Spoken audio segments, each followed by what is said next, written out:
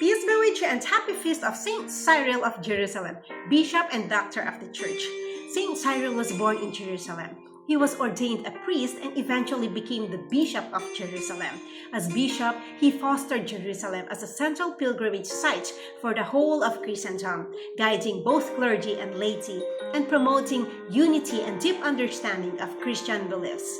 Cyril was deeply compassionate and committed to aiding the needy.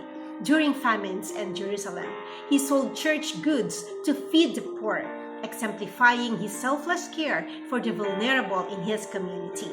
Cyril faced political challenges under Emperor Valens. In 367, a decree of Valens led to the exile of many bishops, including Cyril.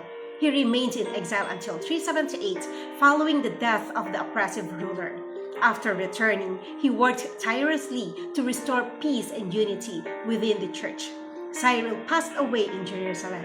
His profound influence on catechesis, church unity, and Christian living led to his beatification around the 8th century and canonization in 1883. Wow! Saint Cyril, please pray for us and pray for the world peace. Jesus, we trust in you.